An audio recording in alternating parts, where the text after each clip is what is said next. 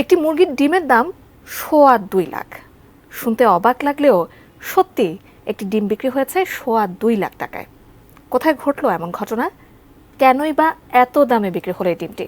বিস্তারিত সহকর্মী সাইমন প্রভার রিপোর্টে। মাত্র 6 টাকা দামের সাধারণ একটা মুরগির ডিম তোলা হয়েছিল নিলামে। 3 দিন দরদামের পর সেই ডিম বিক্রি হলো 2.25 লাখ টাকায়। এই ঘটনা ভারত শাসিত কাশ্মীরের। মাত্র 6 টাকা দামের ডিমটার এত দাম কি করে হলো? কয়েকদিন আগেই অনুষ্ঠিত হয়ে গেল মুসলমানদের সবচেয়ে বড় ধর্মীয় উৎসব ঈদ উল ফিতর। সারা মুসলিম বিশ্ব যথাযথ গাম্ভীর্যে পালন করেছে দিনটি।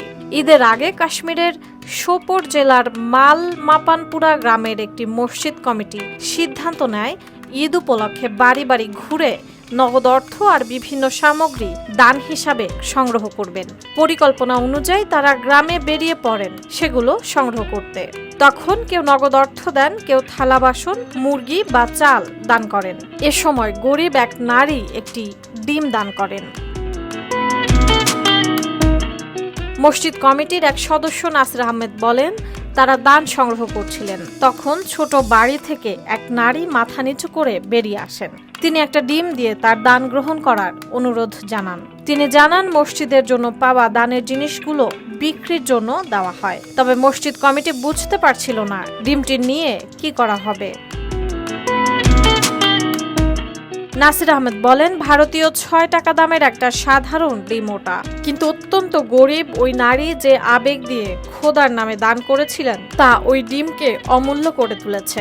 পরে কমিটির অন্য সদস্যদের সঙ্গে আলোচনা করে ডিমটাকে নিলামে তোলার সিদ্ধান্ত নেওয়া হয়। 3 দিন পরে ডিমটা ফেরত নিয়ে নেওয়া হবে এমন সিদ্ধান্তও জানানো হয়। তিনি নিজেই 10 ভারতীয় টাকা নিয়ে নিলামে প্রথম দর হাঁকেন। প্রথমেই ডিমটার দাম উঠে যায় 10,000 ভারতীয় টাকা। তারপর দর বাড়ানো হয়। নাসির আহমেদ জানান, প্রথম 2 দিনে 10, 20, 30 আর 50,000 ভারতীয় টাকা পর্যন্ত দর উঠেছিল। প্রতিবারই ডিমটা ফেরত নিয়ে নেওয়া হয়। শেষ দিনের নিলামে হাজির ছিলেন সোপেরোর ব্যবসায়ী দানিশ হামিদ। নিলামে 2 বার হাঁক দেওয়া হয়েছিল 54,000 ভারতীয় টাকার। একেবারে শেষ লাইনে দাঁড়িয়ে থাকা ব্যবসায়ী হামিদ দর হাঁকেন 70,000 টাকা। এভাবে মোট 2,26,350 ভারতীয় টাকা জমা হয়। দানিশ হামিদ বলেন, তিনি এখন ওই ডিমটাকে সুন্দর করে সাজিয়ে রাখার জন্য একটা ভালো ফ্রেম বানাচ্ছেন, কারণ ডিমটাকে সামলে রাখতে হবে। তিনি বলেন, তার মনে হয় সত্যিকারের অনুভূতির কোনো মূল্য হয় না, আর তাই এই ডিমটা তার বাড়িতে সব সময় সাজিয়ে রেখে দেওয়া হবে যেন ভেঙে না যায়।